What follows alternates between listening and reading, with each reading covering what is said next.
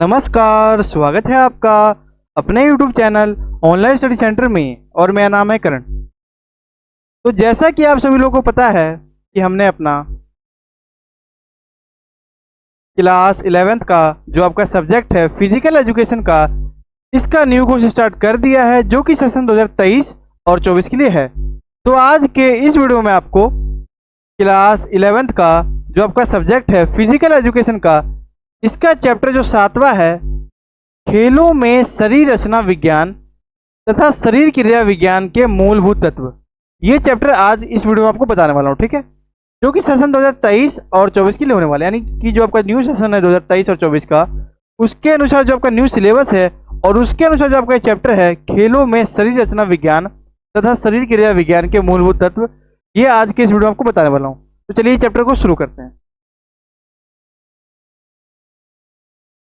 तो देखिए, सबसे पहला जो हमारा टॉपिक है वो है यह है कि खेलों में शरीर रचना विज्ञान का अर्थ। ठीक है, यानी जो खेल है उसमें शरीर रचना विज्ञान का अर्थ क्या होता है वो हम जानेंगे। ठीक है, इससे पहले हम समझते हैं कि जो शरीर रचना विज्ञान है इसका अर्थ क्या होता है, पहले हम ये समझेंगे, उसके बाद हम समझेंगे खेल के अंदर जो शरीर रचना विज्ञान है उसका अर्थ क्या होता है। ठीक है, तो देखो, वह विज्ञान जिसमें शरीर की रचनाओं का अध्ययन करा जाता है। ठीक है, यानी कि वैसा विज्ञान जिसमें शरीर की रचनाओं का अध्ययन करा जाता है, शरीर रचना विज्ञान कहलाता है। ठीक है, यहाँ पे आप ये समझो कि वह विज्ञान जिसमें शरीर, देखो, वह विज्ञान जिसमें शरीर की रचनाओं का अध्ययन करा जाता है। ठीक है, यानी जो मनुष्य का जो शरीर है उसकी रचनाओं का अध्ययन करा जाता है कि मनुष्य की जो शरीर की रचना वो किस प्रकार से हुई है।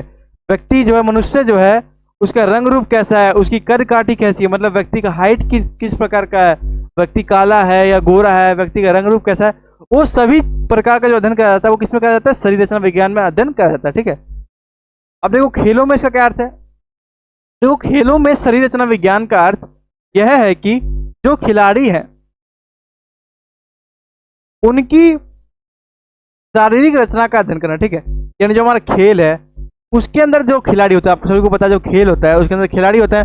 तो खिलाड़ी, देखो, जो खेलों में शरीर रचना विज्ञान का अर्थ क्या हुआ समझो कि जो खिलाड़ी हैं उनकी शारीरिक रचना का अध्ययन करना। ठीक है, यानी जो खिलाड़ी है उनका अध्ययन करना कि उनकी जो शारीरिक रचना है उनका अध्ययन करना कि उनकी रचना किस प्रकार से हुई है, उनका रंग रूप कैसा है, उनकी जो कद काठी है, उनकी हाइट कैसी है। ठीक है, वो गोरे हैं या काले हैं, उनका रंग रूप किस प्रकार से है, तो वो हमारा आ जाता है खेलों में शरीर रचना विज्ञान का। ठीक है, यानी कि आपने यहाँ पे समझ लिया कि जो शरीर रचना विज्ञान है उसका मतलब ये होता है कि शरीर की रचनाओं का अध्ययन करना, और खेलों में शरीर रचना विज्ञान का अर्थ ये होता है कि जो खिलाड़ी है उनकी शारीरिक रचना का अध्ययन करना।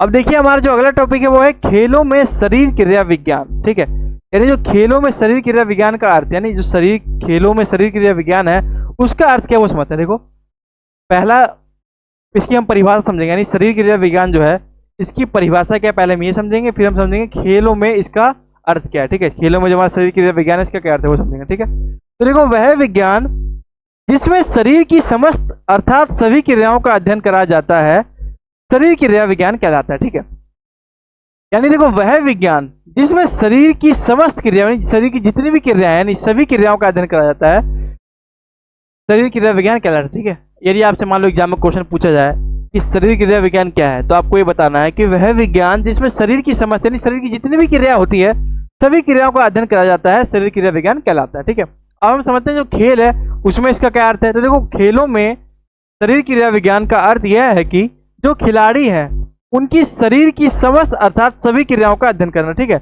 यानी जो हमारे खिलाड़ी होते हैं उनकी शरीर की सभी यानी समस्त क्रियाओं का अध्ययन करना कि वो स्वस्थ हैं, उनके अंदर, मतलब देखो, आप यहाँ पे जो है फर्क समझो। इससे पहले हमने क्या समझा, शरीर रचना विज्ञान, उसमें हमने क्या देखा कि उसमें हमारा यह था कि शरीर की जो रचना है उसका अध्ययन करना। ठीक है, उसमें मतलब कि जो व्यक्ति है उसकी रचना किस प्रकार से हुई है, व्यक्ति का हाइट किस प्रकार का है, व्यक्ति का जो रंग रूप है, व्यक्ति काला है गोरा है, उसके बारे में अध्ययन करना।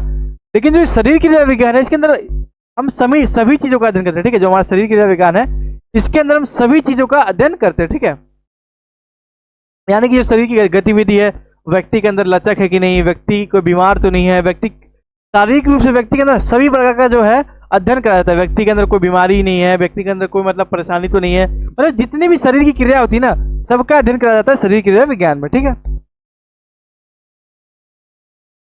अब देखो, हमारा जो अगला टॉपिक आता है वो आता है शारीरिक रचना, यानी जो हमारे शारीरिक रचना है उसको समझते हैं। देखो, एनाटॉमी मानव शरीर की संरचना का अध्ययन है, ठीक है। ये आपको नाम याद रखना है, ठीक है। एनाटॉमी मानव शरीर की संरचना का अध्ययन है, ठीक है। जो मानव शरीर की संरचना है उसका अध्ययन क्या है?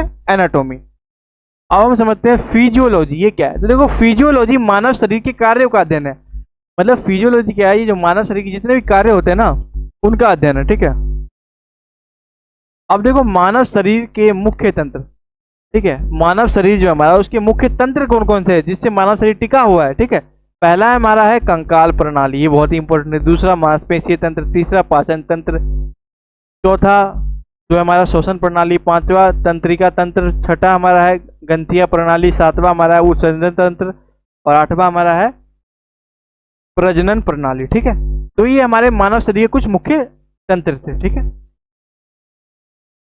अब देखो, हम समझते हैं कि शरीर रचना विज्ञान, किनियोलॉजी और शरीर क्रिया विज्ञान का महत्व, यानी जो हमारा शरीर रचना विज्ञान है और जो हमारा शरीर क्रिया विज्ञान है और जो हमारा किनियोलॉजी है, इसका आखिरकार महत्व क्या क्या है, क्या क्या इसका इंपॉर्टेंस है, वो समझते हैं, ठीक है। तो देखो, पहला हमारा जो महत्व वो है शारीरिक पुष्टि में मदद करता है, ठीक है।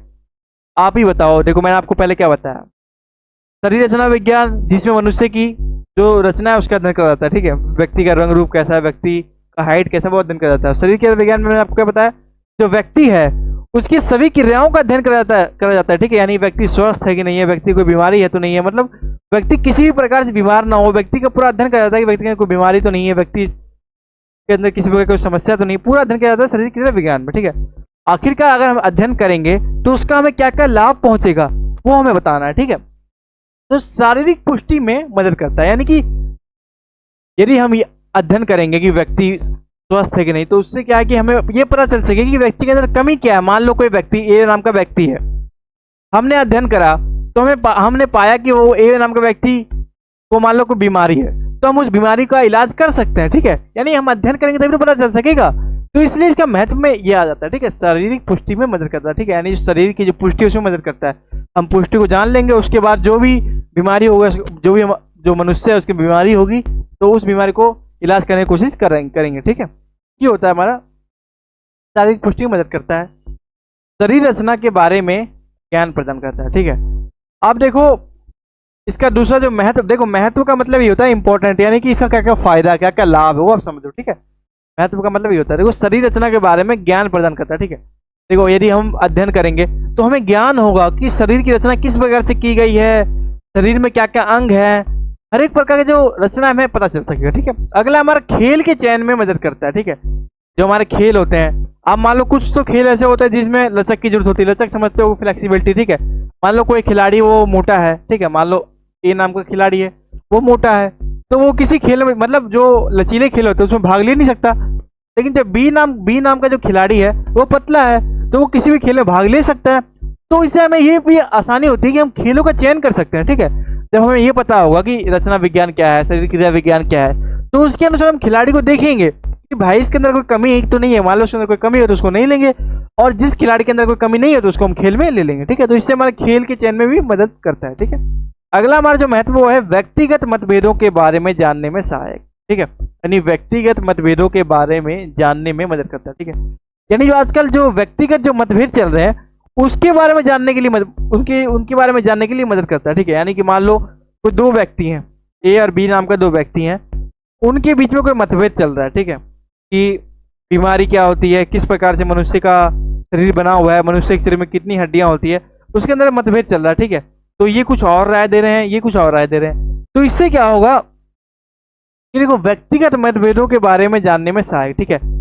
तो इससे हमें पता चल सकेगा कि जो शरीर है, जो अध्ययन करने जो हमें रिजल्ट मिलते हैं, उससे हमें बहुत सारे मतलब एक तरह से विचार मिल जाएंगे। कि कोई कहेगा मान लो व्यक्ति के अंदर ये होता है, व्यक्ति की हड्डियां इतनी होती है, ठीक है। व्यक्ति मान लो बीमारी की बात हुई, व्यक्ति का बीमारी ये है, व्यक्ति की बीमारी वो है, तो उस समय व्यक्तिगत जो मतभेद है उसके बारे में जानने में शायद मदद मिलती है, ठीक है। यानी जो व्यक्तिगत मतभेदों के बारे में जानने में मदद करता है, ठीक है। यानी जो व्यक्तिगत जो मतभेद चल रहा है उससे हमें पता चलता है कि जो व्यक्तिगत मतभेद है उसको हम देखते हैं, उसके बाद उसको सुलझाया जाता है और उसका निर्णय लिया जाता है, ठीक है। अगला हमारा जो महत्व वो है खेल चोटों से बचाता है, ठीक है। आप ये समझो, ठीक है। आप हर चीज को समझते हो चलो, रटो मत, आप ध्यान से वीडियो को देखो और समझते हो चलो, आपको पूरा चैप्टर आसान भाषा में समझ में आ जाएगा, ठीक है। देखो खेल चोटों से बचाता है, ठीक है। अब मान लो कोई खेल खेल रहा है खिलाड़ी, ठीक है, ए नाम का खिलाड़ी है, उसने कोई खेल शुरू किया, ठीक है। यदि उसको शरीर क्रिया के बारे में विज्ञान, देखो अगर उसको शरीर क्रिया के बारे में ज्ञान होगा, उसको अपनी शारीरिक रचना के बारे में ज्ञान होगा, तो वो उस खेल के अनुसार ही एक्टिविटी करेगा ना। तो जब उस खेल के अनुसार ही खेलेगा तो उसको चोट लगने की संभावना भी बहुत कम हो जाती है, ठीक है। यानी खेल चोटों से बचाता है, ठीक है। अगला हमारा पुनर्वास की प्रक्रिया में मदद करता है, ठीक है। पुनर्वास, ये आप समझो, तो पुनर्वास की जो प्रक्रिया होती है उसमें भी ये मदद करता है, ठीक है। अगला हमारा शरीर को स्वस्थ बनाए रखने में मदद करता है, ठीक है। सबसे इंपॉर्टेंट जो पॉइंट है वो यही है, क्योंकि देखो यदि आपने किसी चीज का अध्ययन करा, ठीक है, मान लो आपने देखो किसी चीज का अध्ययन करा, मान लो आपने शरीर रचना विज्ञान के बारे में जाना, शरीर क्रिया विज्ञान के बारे में जाना, ठीक है। तो इससे क्या होता है, ठीक है, देखो यदि आपने शरीर रचना विज्ञान के बारे में जाना, ठीक है, तो आप जान लिए कि रचना किस प्रकार से हुई है, और आपने शरीर क्रिया विज्ञान के बारे में जान लिया, ठीक है। तो जब आप इन सब चीजों के बारे में जान जाओगे तो आपको कहीं ना कहीं एक नॉलेज हो जाएगी, आपको कहीं ना कहीं आपको पता चल जाएगा कि आपको क्या क्या करना चाहिए स्वस्थ रहने के लिए, ठीक है। मान लो कोई व्यक्ति है, दो व्यक्ति का हम उदाहरण लेते हैं, ए और बी। ए जो व्यक्ति है उसको हर चीज पता है कि कब खाना है, कब सोना है, कब उठना है, हर चीज इसको पता है, तो ये व्यक्ति स्वस्थ रहेगा। लेकिन जो बी व्यक्ति है इसको हर चीज पता नहीं है, ठीक है, इसको स्वस्थ रहने का नियम नहीं पता है, योग नहीं पता है, योग किस प्रकार करते हैं, व्यक्ति किस प्रकार स्वस्थ रहता है, व्यक्ति को कब क्या खाना चाहिए, ये बी नाम के व्यक्ति को नहीं पता, ठीक है। तो बी नाम का जो व्यक्ति वो स्वस्थ नहीं रह पाएगा, लेकिन जो ए नाम का व्यक्ति वो स्वस्थ रह पाएगा। तो इसलिए यहाँ पे कहा गया कि शरीर को स्वस्थ बनाए रखने में मदद करता है, ठीक है। यानी यदि हमें शरीर रचना विज्ञान और शरीर क्रिया विज्ञान के बारे में ज्ञान होगा तो व्यक्ति हमेशा ही स्वस्थ रहेगा। अब देखो इसका जो आगे आगे जो महत्व आता है वो हम समझते हैं। देखो पहला जो हमारा है, खिलाड़ी की क्षमता के मूल्यांकन में सहायक, ठीक है। जो हमारे खिलाड़ी होते हैं उनकी क्षमता के मूल्यांकन में सहायक, ठीक है। देखो शरीर रचना विज्ञान और शरीर क्रिया विज्ञान के द्वारा ही हम किसी खिलाड़ी को जांच सकते हैं कि, देखो मूल्यांकन का मतलब क्या होता है, उसको जांचना, ठीक है। तो खिलाड़ी की क्षमता के मूल्यांकन में सहायक, ठीक है। यानी जो शरीर क्रिया विज्ञान है और शरीर रचना विज्ञान है, इसके द्वारा हम खिलाड़ी की क्षमता के जो मूल्यांकन उसको भी कर सकते हैं, ठीक है। यानी खिलाड़ी जो है उसकी क्षमता का मूल्यांकन भी कर सकते हैं, ठीक है। अगला जो हमारा महत्व है वो है प्रशिक्षण एवं व्यायाम का शरीर के तंत्रों पर पड़ने वाले प्रभाव में सहायक, ठीक है। यानी जो प्रशिक्षण होता है एवं व्यायाम का शरीर के तंत्रों पर पड़ने वाले प्रभाव में सहायक, हम इसके बारे में भी जान सकते हैं। अगला हमारा जो है वो है प्रशिक्षण के दौरान शरीर की स्थिति में सहायक, ठीक है। प्रशिक्षण के दौरान हमारी जो शरीर की स्थिति है वो भी अच्छी रहेगी। अगला हमारा चोटों से बचाव में सहायक, यदि हमें सभी चीज के बारे में ज्ञान होगा, शरीर क्रिया विज्ञान और शरीर रचना विज्ञान के बारे में, तो हमें चोट लगने की जो संभावना है वो बहुत ही कम हो जाएगी, ठीक है। अगला जो हमारा महत्व है वो है खिलाड़ी को पर्याप्त पोषण की जानकारी के अध्ययन में सहायक, ठीक है। अब जो खिलाड़ी है उसको पर्याप्त जो पोषण है उसकी जानकारी हो जाएगी, ठीक है, कि उस खिलाड़ी को पता चल जाएगा कि उसको कब खाना है, क्या खाना है और कितना खाना है। तो खिलाड़ी को कहीं ना कहीं जो पर्याप्त जो पोषण है उसकी जानकारी मिल जाएगी, ठीक है। यानी खिलाड़ी को जो पर्याप्त पोषण, यानी खिलाड़ी जो है उसको खाने की पूरी जानकारी मिल जाएगी कि उसको कब खाना है, क्या खाना है और कितना खाना है, ठीक है। अगला जो हमारा महत्व है वो है खेल चोटों के जल्दी पुनर्वे करने में सहायक, ठीक है। मान लो किसी खिलाड़ी को चोट लग गया, अब उसको पता ही नहीं है, उसको उपचार ही नहीं पता किस प्रकार से वो चोट से बच सकता है, तो उसका चोट जो है वो ठीक होने में ज्यादा समय लगेगा। लेकिन वही दूसरी तरफ दूसरा खिलाड़ी है, उसको पता है कि हमें ये आसन करेंगे तो ये जो चोट है ये सही हो जाएगा, इस प्रकार से जो सब्जियां होती है या फिर इस प्रकार जो विटामिन होते हैं उनको खाने से जो हमारी चोट है वो सही हो जाएंगे। तो कहीं ना कहीं जो दूसरा खिलाड़ी है उसकी चोट जल्दी सही हो जाएंगे। लेकिन जो खिलाड़ी, तो जिस खिलाड़ी को शरीर क्रिया विज्ञान के बारे में पता नहीं होगा, शरीर रचना विज्ञान के बारे में पता नहीं होगा, तो वो जो है सो अपने चोट को जल्दी से सही नहीं कर पाएगा, ठीक है। यानी कि जो खिलाड़ी है उसको अगर पता नहीं होगा कि इस प्रकार से शरीर क्रिया विज्ञान क्या होता है और शरीर रचना विज्ञान क्या होता है, यदि खिलाड़ी को पता नहीं होगा तो जो खेल में जो चोटें लगती है खिलाड़ी को, तो वो चोटों को जल्दी सही नहीं कर पाएगा, ठीक है। अगला जो हमारा महत्व वो है अच्छी खेल प्रतिभा के चयन में सहायक।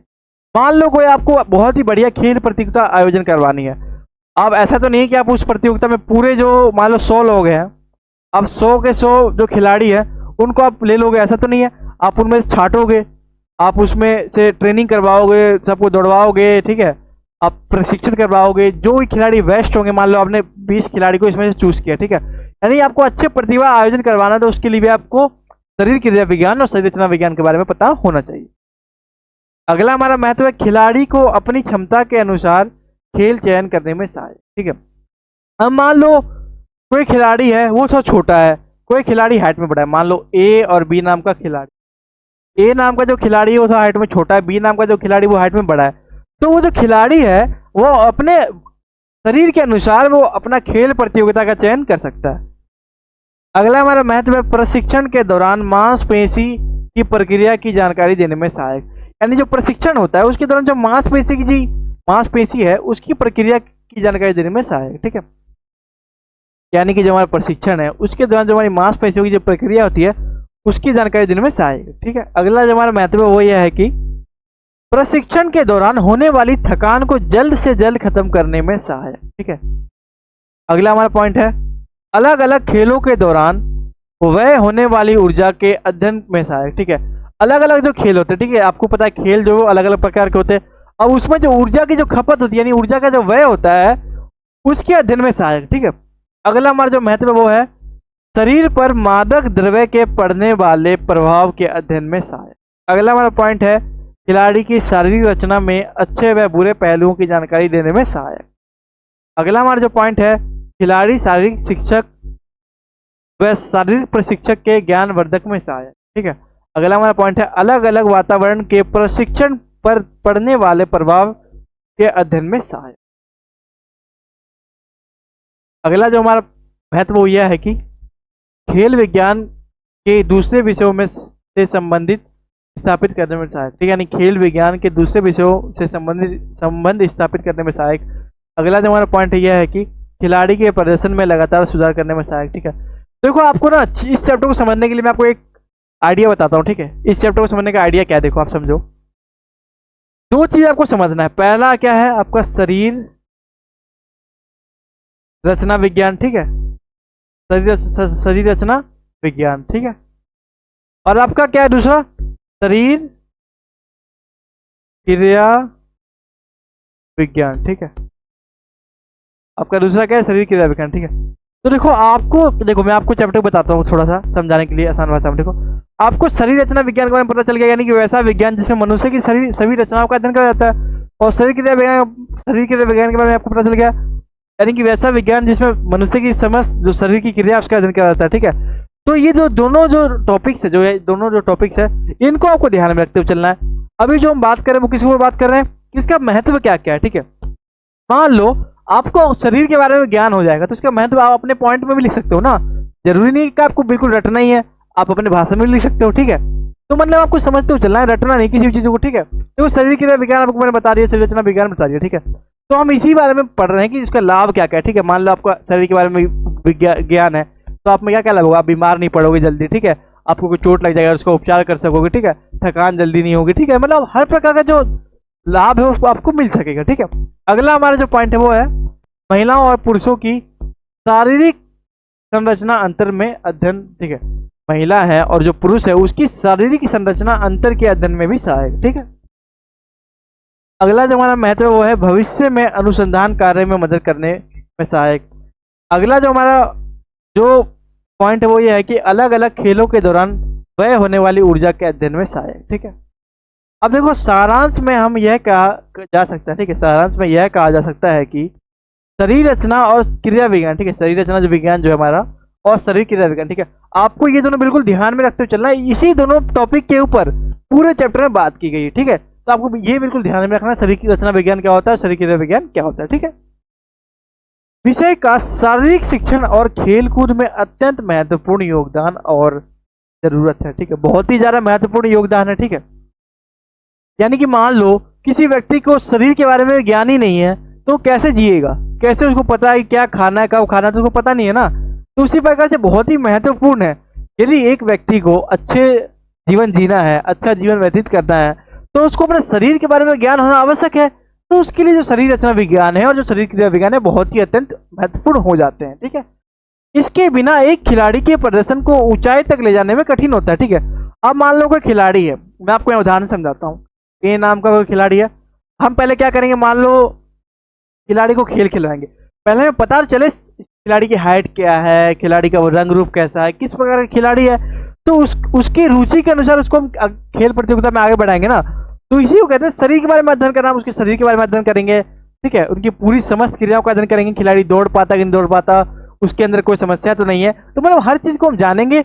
और जो खिलाड़ी है उसके अनुसार खेल प्रतियोगिता का जो खेल प्रतियोगिता है उसको हम बताएंगे। और जब खिलाड़ी उसके अनुरूप जो खेल प्रतियोगिता होगी उसको खेलेगा तो वो अवश्य ही बहुत ही आगे बढ़ेगा, ठीक है। तो शरीर रचना और क्रिया विज्ञान का वैज्ञानिक दृष्टिकोण से अध्ययन करने पर एक खिलाड़ी की संरचना वह क्षमता का सही आकलन होता है, ठीक है। यदि वैज्ञानिक दृष्टिकोण से अध्ययन करने पर, ठीक है, यानी कि जो हमारा देखो शरीर रचना विज्ञान और शरीर क्रिया विज्ञान का वैज्ञानिक दृष्टि से अध्ययन करने पर एक जो खिलाड़ी है उसकी संरचना व क्षमता का सही आकलन, यानी सही प्रकार से हम आकलन, यानी नहीं सही प्रकार से हम जांच कर सकते हैं कि खिलाड़ी इस खेल के लायक है कि नहीं, ठीक है। किसके द्वारा? तो शरीर रचना विज्ञान और शरीर क्रिया विज्ञान के द्वारा, जो कि शारीरिक प्रशिक्षक व खिलाड़ी को उसके अच्छे प्रदर्शन के लिए अग्रसर करता है, ठीक है। यानी खिलाड़ी को अच्छा प्रदर्शन करना है तो उसको शरीर के बारे में ज्ञान होना अति आवश्यक हो जाता है। अगला हमारा टॉपिक आता है वो आता है कंकाल प्रणाली और उसके कार्य। यानी जो हमारा कंकाल प्रणाली है और उसके कार्य क्या क्या वो समझेंगे, ठीक है। देखो कंकाल प्रणाली हमारे शरीर की हड्डियों की रूपरेखा है, ठीक है। कंकाल होता क्या है? आपने देखा होगा कंकाल, आपने सुना भी हो, जो मनुष्य का जो शरीर होता है उसके जो कंकाल होते हैं उसको हम कहते हैं कंकाल, ठीक है। यानी कि कंकाल प्रणाली हमारे शरीर की हड्डियों का रूपरेखा है, ठीक है। यानी जो कंकाल प्रणाली है वो हमारे शरीर की हड्डियों की रूपरेखा है। एक वयस्क शरीर में 206 हड्डियां होती है, ठीक है। ये आपको ध्यान में रखना है। यदि मान लो आपसे एग्जाम में प्रश्न पूछा जाए कि एक जो वयस्क व्यक्ति होता है उसके शरीर में कितनी हड्डियां होती है, तो आपको बताना है 206 हड्डियां होती है। अब देखो हम समझते हैं कंकाल प्रणाली के कार्य। यानी कि देखो हमारा जो मनुष्य है वो किस पे टिका हुआ है? तो वो कंकाल पे टिका हुआ है। जो कंकाल है उसी पे टिका हुआ है। जो कंकाल प्रणाली है, कंकाल है उसके ऊपर जो मनुष्य का मांस है, ठीक है, ठीक है, तो उसी के ऊपर टिका हुआ है। अगर कंकाल प्रणाली नहीं होगी तो मनुष्य टिक ही नहीं पाएगा, चल ही नहीं पाएगा, खड़ा ही नहीं हो पाएगा, कुछ कर ही नहीं सकता ना। तो यानी कंकाल प्रणाली बहुत ही महत्वपूर्ण हो जाता है मनुष्य के जीवन के लिए। अब जो कंकाल प्रणाली इसके कार्य क्या क्या है, ठीक है, हर चीज का अलग अलग कार्य होता है। तो कंकाल प्रणाली के क्या कार्य है वो समझते हैं। देखो पहला कार्य इसका यह है कि कंकाल तंत्र शरीर को सहारा प्रदान करता है। आप समझो कि व्यक्ति का जो पूरा शरीर किससे बना है? कंकाल से बना है। कंकाल है और जो व्यक्ति है उसका जो मांस है, मांस, जो व्यक्ति का जो चर्बी, जो आप कह सकते हो जो ऊपर जो परत होती है, एक तो मान लो कंकाल है, उसके ऊपर एक तो मान लो एक कंकाल हो गया, ठीक है, मान लो व्यक्ति कंकाल है, उसके ऊपर जो मांस होता है, ठीक है, उसको मांस कहते हैं, ठीक है। यानी कंकाल और मांस के मिल से ही जो शरीर बनता है। अब मान लो कंकाल ही नहीं तो मांस किसके ऊपर रहेगा? आप समझो, ठीक है। यानी कंकाल तंत्र शरीर को सहारा प्रदान करता है। कंकाल के द्वारा ही मनुष्य चल सकता है, बोल सकता है, सब काम कंकाल के द्वारा ही कर सकता है, ठीक है। अगला हमारा पॉइंट वो है कि कंकाल तंत्र शरीर को आकार और संरचना देता है, ठीक है। आपने देखा होगा कि बहुत से जो व्यक्ति होते हैं वो थोड़े लंबे होते हैं और बहुत से जो व्यक्ति होते हैं वो थोड़े छोटे होते हैं, ठीक है। मान लो दो व्यक्ति हम लेते हैं, ए और बी, तो कंकाल प्रणाली, कंकाल तंत्र के द्वारा ही यही सुनिश्चित होता है। ये जो कंकाल तंत्र है शरीर को आकार और संरचना देता है। मान लो एक व्यक्ति तो बहुत ही लंबा है और एक व्यक्ति बहुत ही छोटा है। मान लो ए व्यक्ति बहुत ही लंबा है और बी व्यक्ति बहुत ही छोटा है, ठीक है। तो किस कारण से हो पा रहा है? उसकी कंकाल है, जिसका कंकाल, उसकी संरचना शरीर की है वो कुछ इस प्रकार से है कि वो छोटा ही रहेगा और जो व्यक्ति लंबा है वो कुछ इस प्रकार से कि व्यक्ति लंबा ही रहेगा, ठीक है। तो कहीं ना कहीं जो कंकाल तंत्र है वो शरीर को आकार और संरचना भी देता है, ठीक है।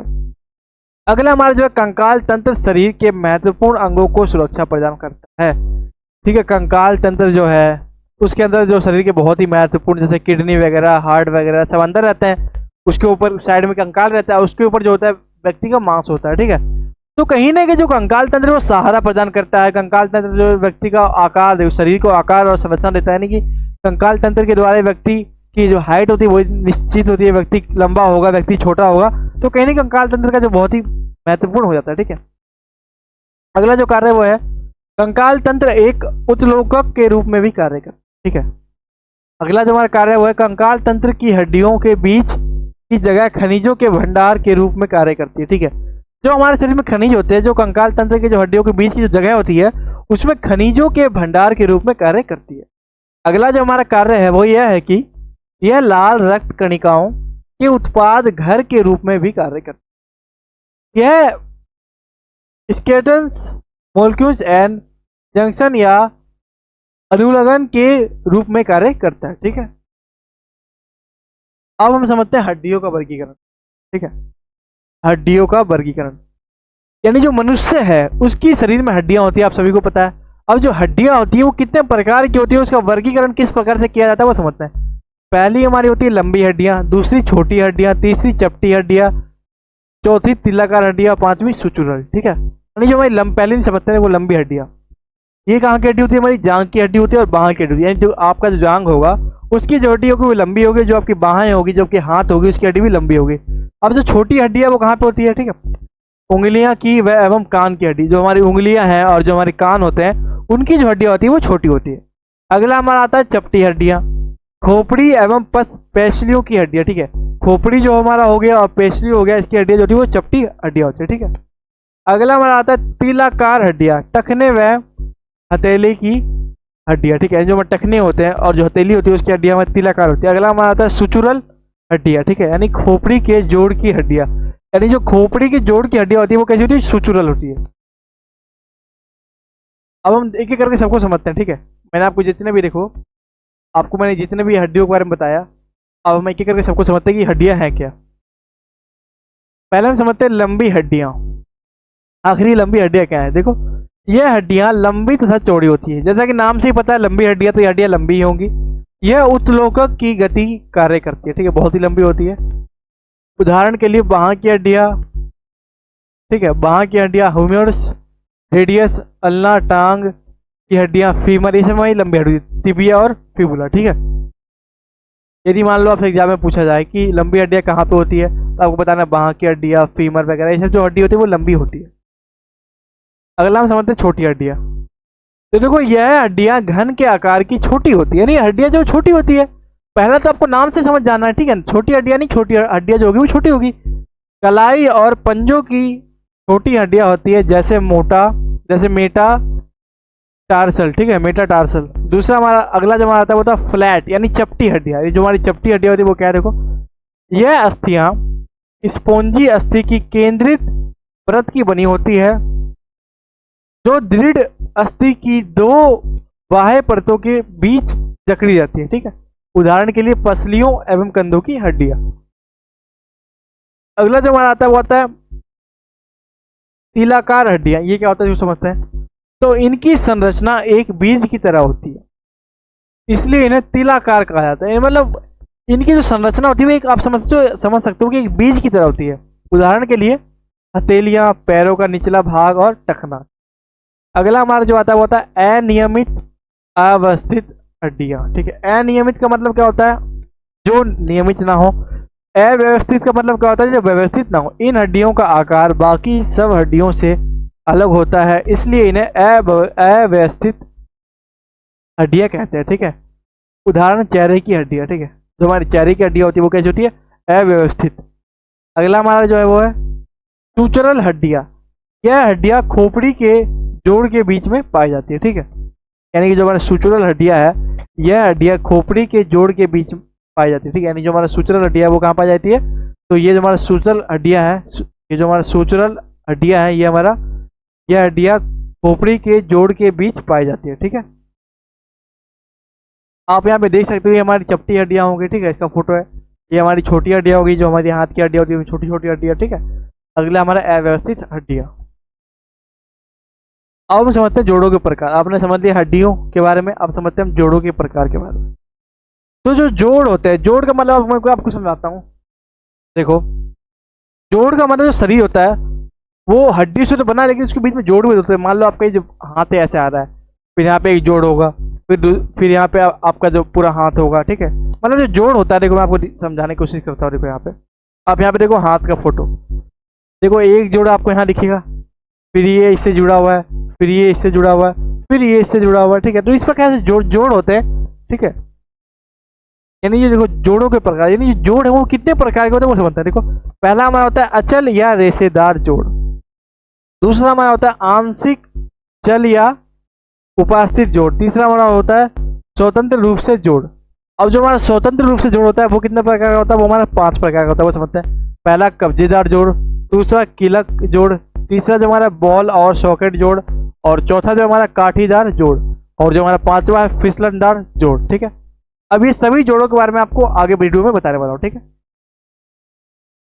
तो पहले समझते हैं हम अचल या रेशेदार जोड़। ठीक है, आपको मैं पूरा चैप्टर बिल्कुल आसान आसान समझा दूंगा, इसलिए आप वीडियो को पूरा आखिर तक देखिए, वीडियो को स्किप ना करें। ठीक है, तो देखो पहला हमारा है अचल या रेशेदार जोड़। यह जोड़ कभी नहीं हिलते। आप नाम समझो, अचल यानी ऐसा जोड़ कभी हिले ही ना, उसको हम अचल कहते हैं। यह रेशेदार जोड़ यानी कि यह जोड़ कभी नहीं हिलते हैं, यह अचल होते हैं, जैसे खोपड़ी के जोड़।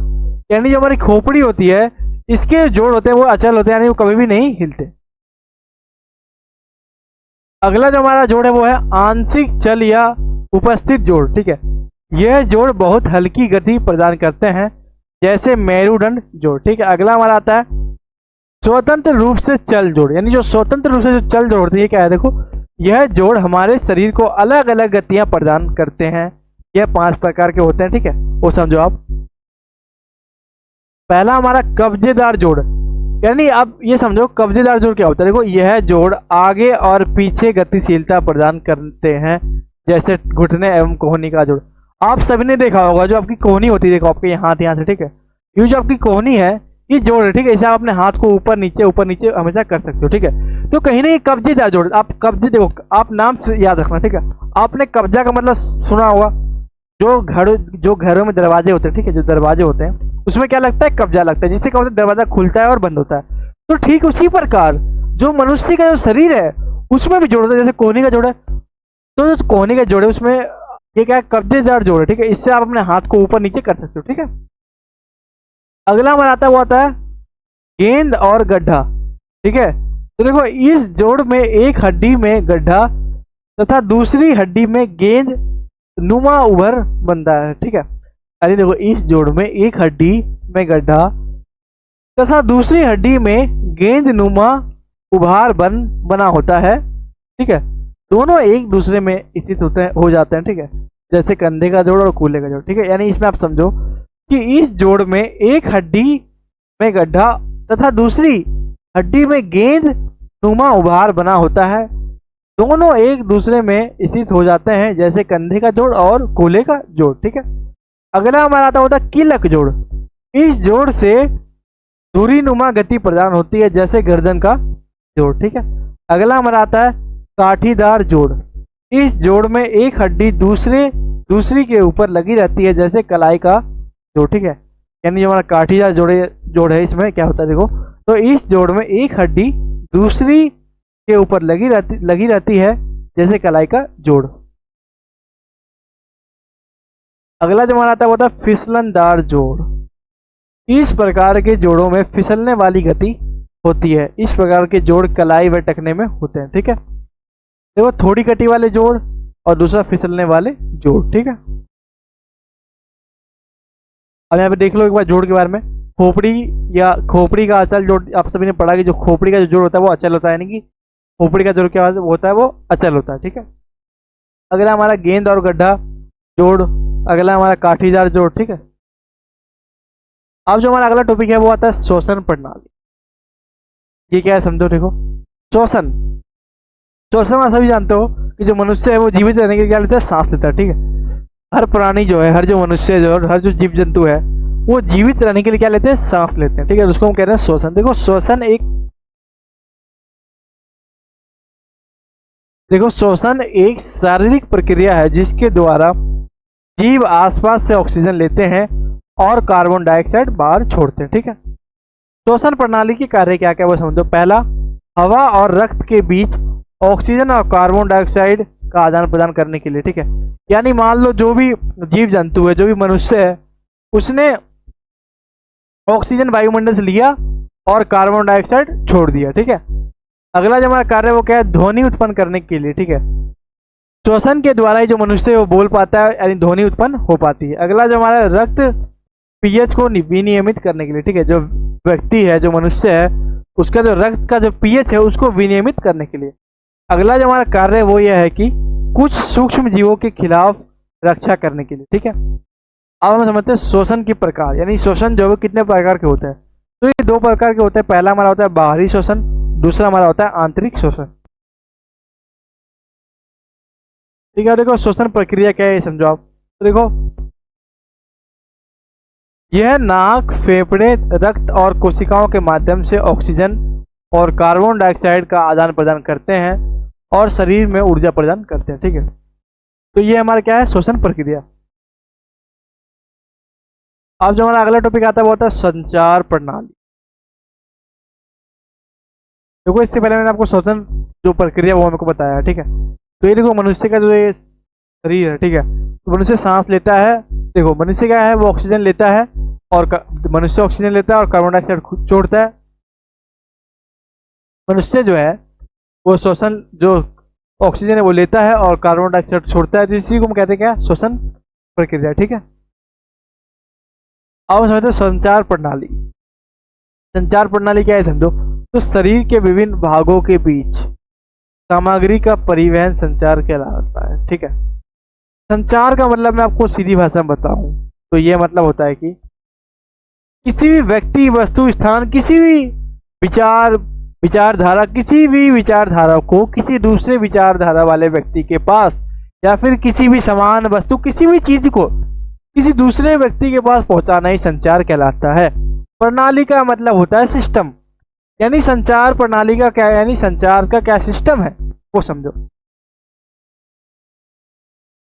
तो देखो, शरीर के विभिन्न भागों के बीच, जो हमारा शरीर है उसके विभिन्न भागों के बीच सामग्री का परिवहन, जो सामग्री है उसका परिवहन संचार प्रणाली कहलाता है। ठीक है, आप सभी जानते हो कि शरीर है उसमें रक्त भी होता है, ऑक्सीजन भी होता है, सब चीज होता है।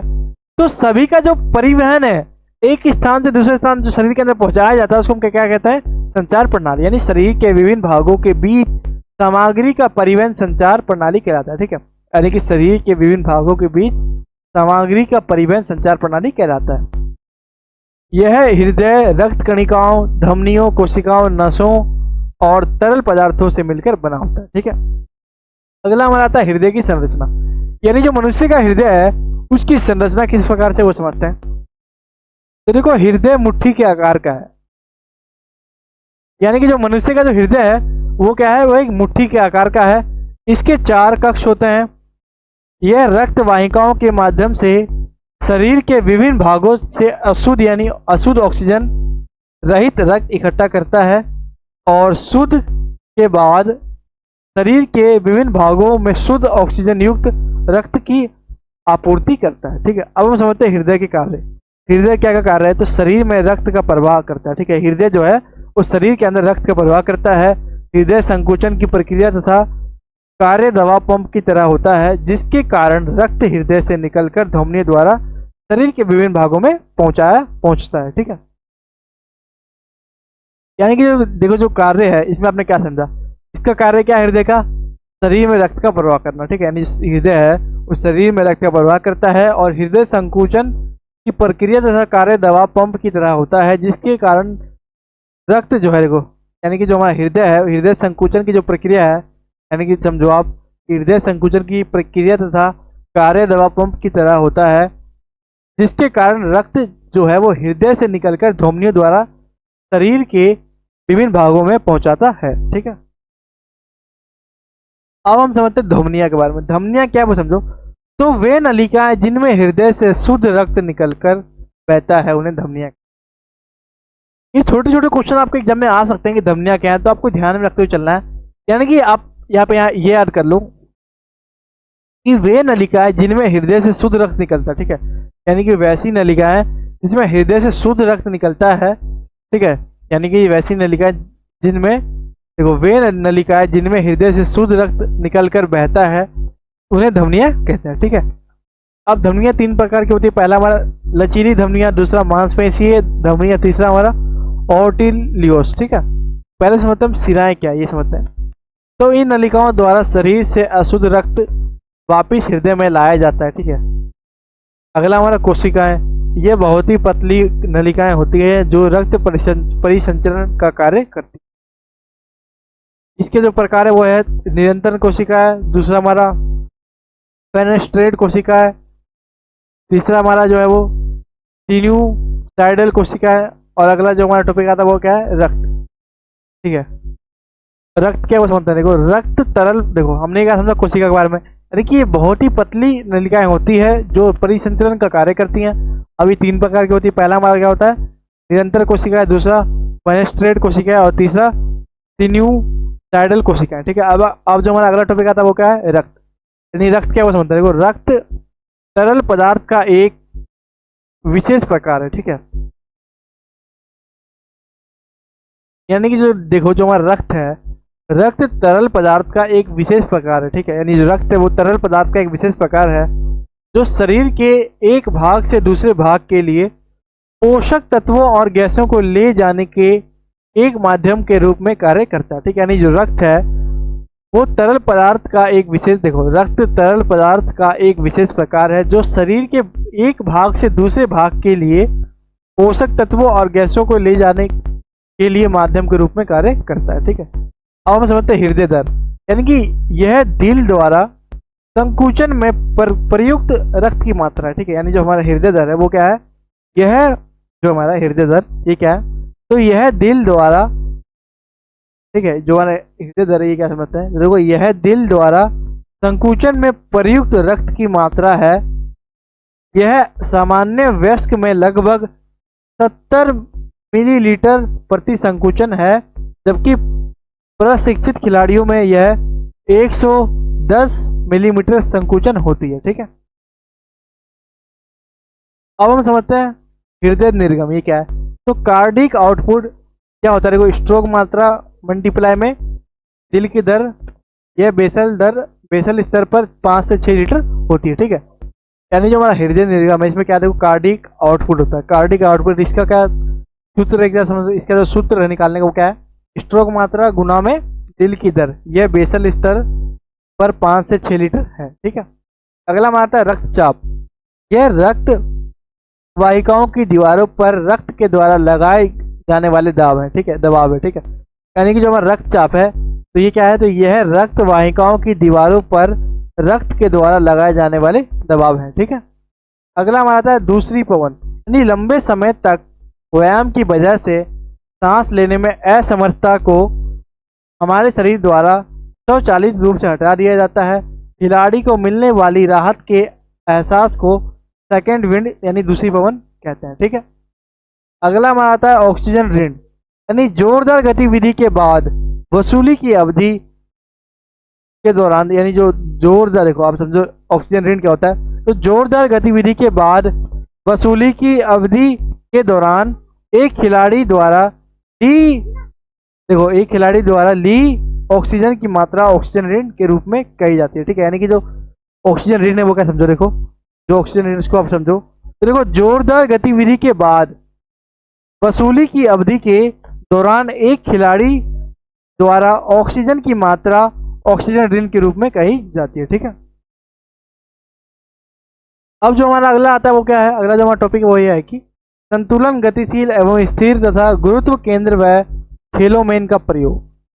संतुलन, यानी संतुलन क्या है वो समझो, तो किसी बिंदु पर कार्य करने वाले बल का परिणाम जब शून्य होता है तो ऐसी स्थिति को संतुलन कहते हैं। ठीक है, गति संतुलन क्या है, तो किसी व्यक्ति या वस्तु द्वारा गतिशील हो रहते हुए स्थिरता बनाए रखने को गतिशील संतुलन कहते हैं। ठीक है, अगला हमारा स्थिर संतुलन, जब व्यक्ति स्थिर अवस्था में होता है तब उसे स्थिर संतुलन कहते हैं। अथवा में क्या है, देखो जब गुरुत्व केंद्र स्थिर अवस्था में होता है तो वह अवस्था स्थिर संतुलन की होती है। ठीक है, यानी जब गुरुत्व जो, यानी कि देखो आप,